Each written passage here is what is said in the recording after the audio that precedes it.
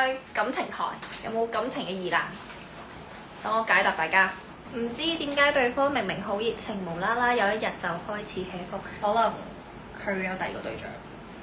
但係呢個現實嚟㗎，真係有好多時咧，就係如果你單身嘅時候咧，就有好多唔同嘅對象咯。或者佢已經拍緊拖啦，或者其實佢純粹唔得閒咧，或者佢心情唔好，冇同佢 test 埋之後，佢又會係咁覆我 story。到我覆翻佢之後又 hea 覆，有啲人咧係中意覆人 story 啦，但係當人真係 reply 佢嘅時候咧，佢就會唔見咗。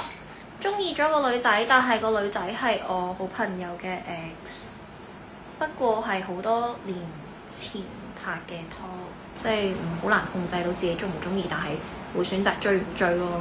朋友係比愛情更加重要，即係你中意可以中意好多個人㗎嘛，係咪先？係咪一定要中意你個 friend 嘅 ex 咧？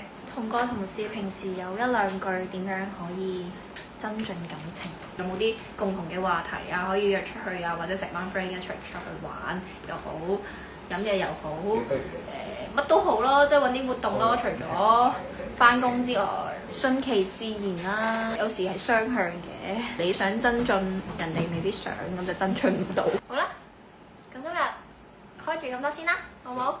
我都好開心，大家冇乜感情問題啊。有。